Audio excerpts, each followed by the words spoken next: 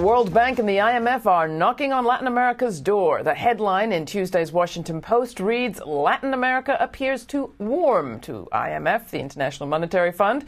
But that's not what Bolivia's president, Evo Morales, Latin America's first indigenous president, said last week in New York when he told reporters that the IMF had, quote, blackmailed his country. Morales has consistently insisted on his nation's right to determine its own future, unpressured by global financial institutions. We had a chance to speak with Bolivia's president last week when he was in New York for Earth Day. He spoke to us about today's economic crisis, his personal life as a member of the indigenous communities of the Amazonians and Quechuans, and his hopes for a changing relationship with the United States under Barack Obama. We've been having in this country a few economic problems, and we've been talking a lot about socialism and nationalizing things, and we've come to realize that our banks have kind of colonized our government. So we're here to ask you for your help. So your movement is called the Movement Towards Socialism. What does socialism mean to the people of Bolivia and to you? First, thank you very much for this interview.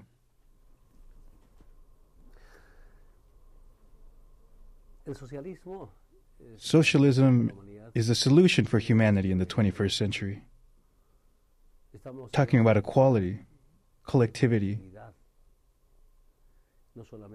not only the solidarity between human being and human being, but in our way of living in harmony with Mother Earth.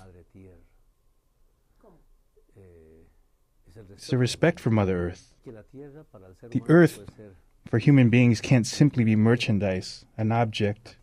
The Earth also has its rights. And if we do not respect the right of the Earth,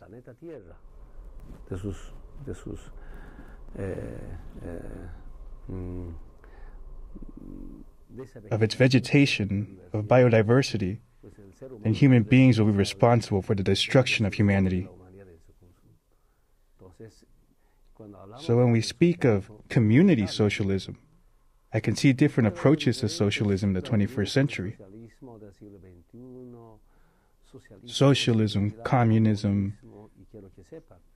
From what I know, in Bolivia last year there was a big survey to see if people were for capitalism, they were for communism, or if they were for socialism. More than 60% said socialism, not capitalism, not communism. Therefore, they understand and put into practice socialism as a way of life and for equality. We all have the same rights, but also we have the same responsibilities. People there understand what it means. People here, not so much. Well, what does that mean for you as president? What do you do differently in making economic policy in Bolivia? No, it's not a task. It's a permanent quest in search of equality between Bolivian men and women. It's not possible that there be profound economic differences. That is the symmetry of one family and another family, of one region and another region. We talk of a universal level, from one continent to another continent. Imagine why Bolivians or Latin Americans, for example, go to the US or Europe. I was looking at some statistics from Bolivia. There are families that earn $100, $200 a month. They go to Europe and earn 1,000 euros a month, caring for a European grandmother or a European grandfather. Right?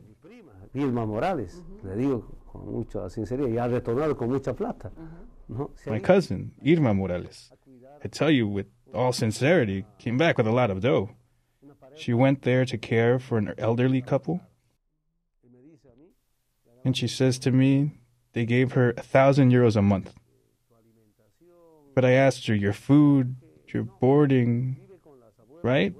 Since she lives with the grandparents, they give her an extra 200 or 300 euros each week. She eats with the family, lives there,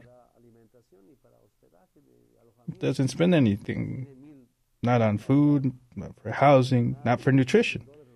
And she has 1,000 euros saved, instead of earning 100 or 200. This is deeply unsymmetrical. The struggle is to look for equality, first with Bolivian families, and then to advance to certain equality on my continent, in the countries from where so many people emigrate. And then in the financial crisis, the migrants are the ones that have to pay. No? The crisis of capitalism, this is the theme. This is the battle. And for this, well, the government must think about how we can gain the economic resources. This is nationalization of natural resources. Nationalization. Talk to us about why privatization wasn't working. What was the problem with the private model? First, economic sovereignty, the dignity of the Bolivians. It's not possible that the transnationals have robbed everyone of natural resources. This is not okay in our culture. In our historic struggle of our ancestors, this is a permanent fight to reclaim the land, our territory. And when we speak of territory, we're talking of the natural resources, including metals and non-metals, renewable and non-renewable. They should belong to the state, to the Bolivarian people. And since the plunder of 500 years ago, the natural resources of Mother Earth continue to appear. Natural resources like iron, like lithium, like petroleum, flower from the earth. It's amazing. I'm amazed to say I'm getting to know Bolivia better. As a Bolivian, this recuperation, this nationalization, permits us to take care of our social problems. Thanks to nationalization, we have created the vouchers to promote education, lower dropout rates. In this way, we can eliminate illiteracy. The dignity income, a stipend for people over 60.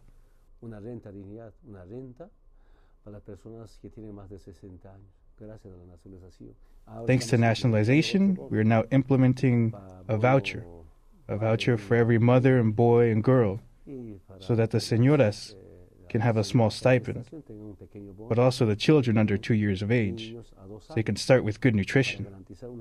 My dream now is that all Bolivian children will have good nutrition. Of course, good education, but the base of a good education is good nutrition. So this is beginning to help. They are small measures, but for poor people, it is a big solution. I tell you about vouchers, or dignity income. My little boy has a grandmother, and the grandmother was unemployed. Grandmother was abandoned. But after receiving her 200 bolivares a month, the grandmother started her own small business selling food. Now the grandson, who's my son, says grandma earns more money than the dignity income. There are old people who are very responsible, and they use this dignity income as business capital.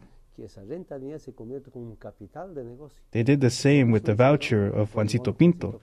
Taking the stipend from the boy, they were able to gather a small amount to increase their family's economy.